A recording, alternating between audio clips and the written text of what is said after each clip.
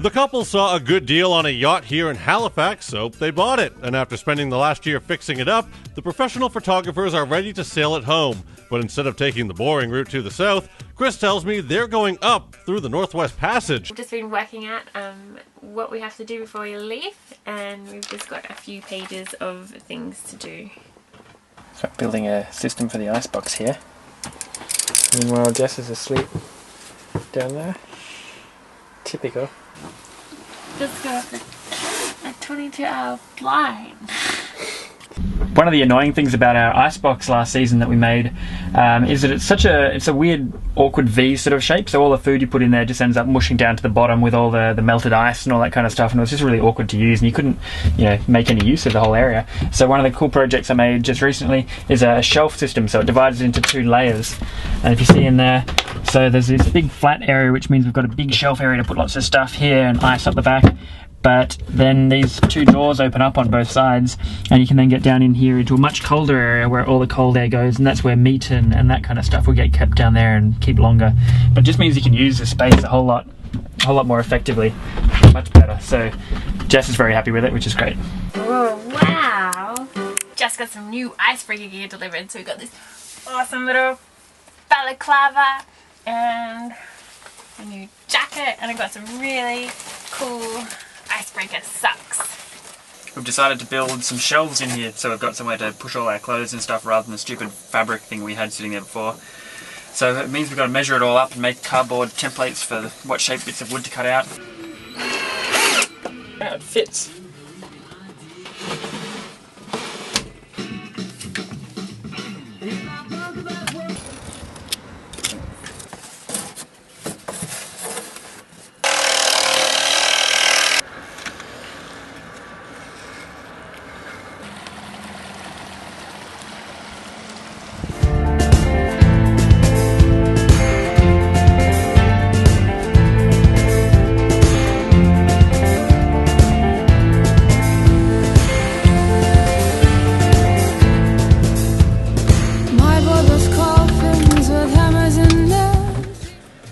So this morning's job is to spar tight the mast, because we're sick of these stupid rubber wedges falling out while we're at sea. You remember what happened last time? So pulled that out and basically carefully positioned the mast with all these wedges, and then made sure that the mast is level, perfectly vertical. And then I've got to go and use this clay and mould some clay and stick it up the inside around the bottom of this sort of trough in there.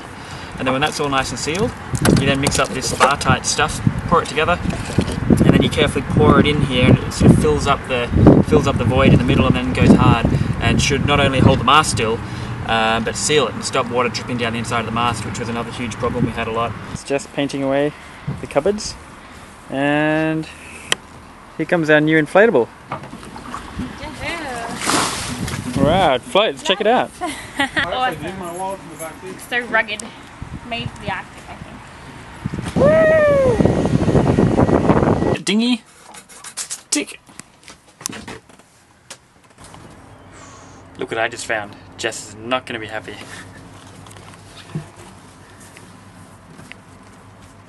Just bang here a little bit. Oh.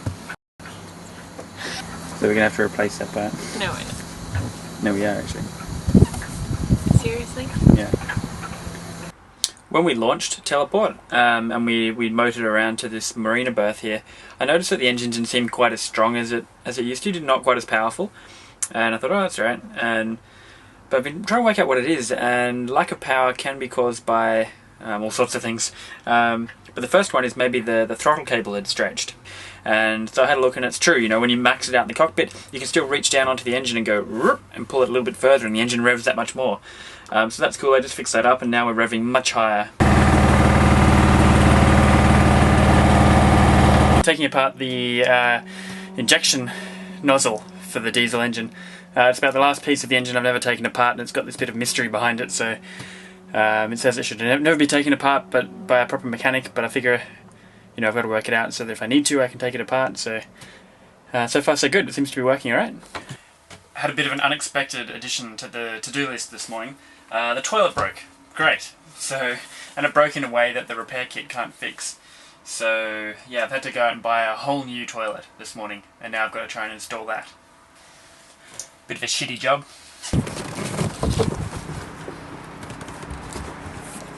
Right, so how does this thing go together?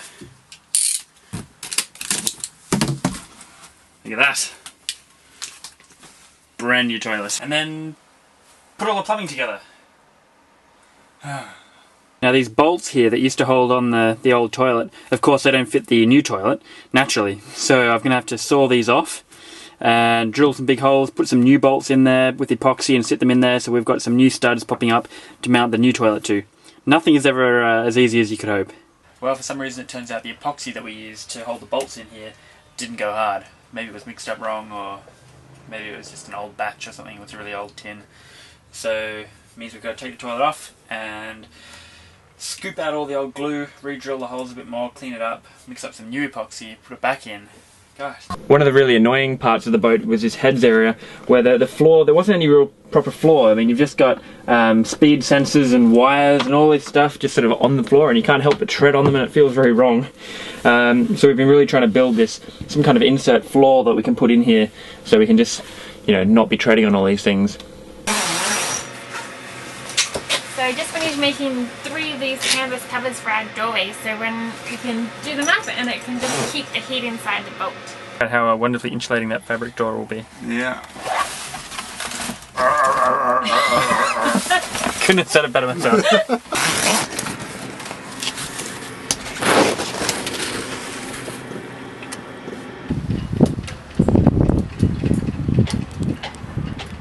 So there's been some paint that's come off the mast, so I'm just going to paint the mast. Touch-up paint.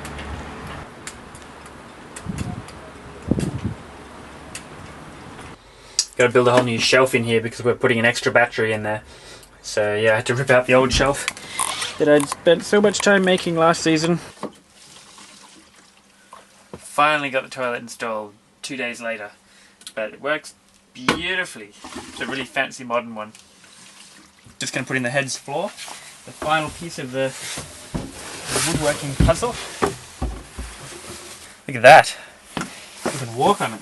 I'm trying to make a dipstick fuel gauge for the engine, so we can work out how much fuel the engine uses. So I'm pouring 5 litres of diesel into this bucket and then gradually pumping it, you know, 1 litre at a time into the tank, and then at each litre I stop, stick that into the fuel tank, put your finger over it, pull it out, find out how high like 1 litre is in the tank, and then scribe a little mark on there and write 1, and then pour another litre in there and then re-dip it and go, oh, now it's 2, and the idea is in the end we'll have this graduated dipstick that we can just stick in there at any time and find out how much fuel is left in the tank. That'll let us then go for a few test motors around and work out how much fuel the engine uses an hour, to then let us work out, you know, how much fuel we need to bring on this trip. Right, so it's 9 cups per bag. Each bag's 1 kilo. So you need 36 cups altogether, so that's 4 bags of porridge that we need altogether for our trip. And I've been going through everything else as well, working out what we need and how much stuff. So yeah, heaps of stuff. I don't know where we're going to fit it all.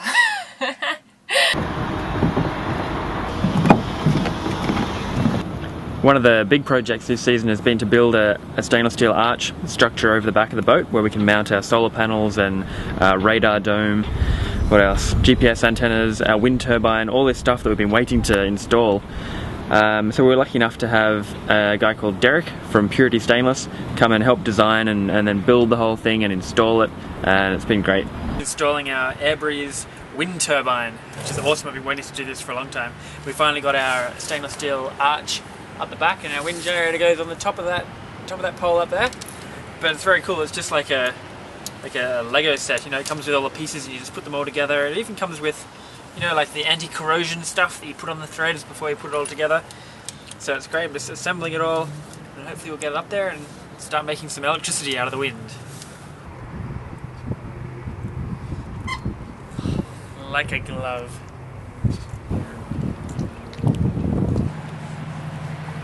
We're just sorting out our routes to see what we need for the trip and what we can get away with checking out. So I'm just starting to get rid of the rotten wood in the lazarette down there. just been shopping for 4 months worth of groceries. Got so much stuff.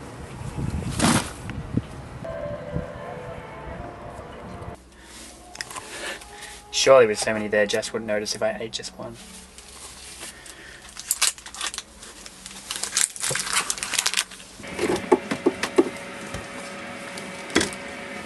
Can't believe it all fits. Our rib dinghy sits on top here, and we're putting our flexible fuel tank here as well. And we've got a bit of a problem because everything just sits on these ropes. There's 5 ropes to come back to the cockpit. We've got to stop them rubbing underneath. So we decided to maybe make 4 or 5 tubes, like pipes that run along the top that the ropes can run inside, and we can then put the dinghy and things like that on top of it without chafing the ropes. So now I've got to build a tube structure for the rope. I've made the front bracket here that just gets bolted down there, leads all the ropes in nicely. Then I've got to make another one back in the middle, another one at the very back. Finished it. So all the deck lines run through these tubes now, and we can put anything we want on top. So this morning I've just installed a second big battery here, so we've now got 2 big batteries for all our domestic stuff, and put much better high quality wires in because some of the old wiring was a little old. We've got proper fuses on each battery now, which is much safer, less risk of fire and all that kind of stuff. Now I'm just about to strap all the batteries down so that if we roll or something like that, the batteries stay where they're supposed to be. Fit new battery, done. We're getting there slowly. We've got about 3 days left to do them all.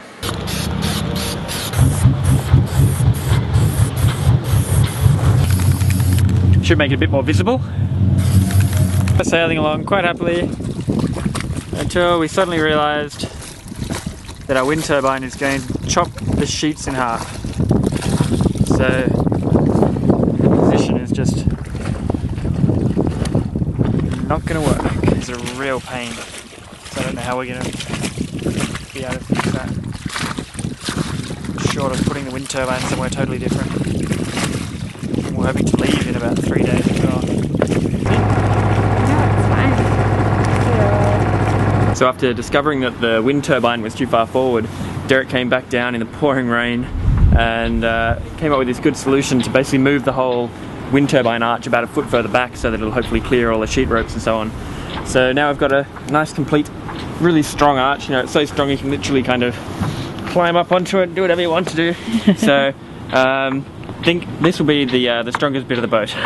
Just wiring up the radar into the chart plotter. Pretty excited. We bought this radar last season after being in some pretty serious fog, and we've had no way to mount it, but now we've got our stainless steel arch up. We've got the radar dome up there, and I'm now wiring it up, and hopefully we'll be able to turn it on pretty soon and see if we can see what's around us. Got a really cool guitar from another yachty actually, so I'm looking forward to being able to play that a little bit more. And in the meantime, I got an awesome harmonica so I can play along with Chris. in the last few days we've been really thinking about our anchoring gear, and we decided, better safe than sorry, and spend a bit of money on an amazingly good anchor. So this was our main one before, but we've now swapped over to a 15 kilo Rockner anchor, which is just amazing. And also we've added more anchor chain, so we've just bought 90 feet of chain, and we'll have 60 feet of chain for our backup anchor as well. So that's massively overkill on the anchor, but it means we'll be able to sleep at night. So we just had our farewell party last night. We're leaving tomorrow. Just got to fill up with now 200 litres of diesel. So we can fit 42 litres in here. We fit 100 litres in here. So another 20 in here. And lastly, another 50 litres hiding under the floorboard here in another one of these flexible tanks. We just got 600 feet of floating rope to secure the boat when there's heavy winds and things, so we can run lines ashore. And we've just finished carving it, so we've got 2 300 feet lines and coiling it all up. So this is it. We're kind of ready as we're ever going to be. So we're going to leave tomorrow morning. Yeah, so it's kind of sad yet exciting at the same time to leave Halifax. We've made so many amazing friends here, so many lovely people, but it's still very exciting to start the rest of the journey. Yeah.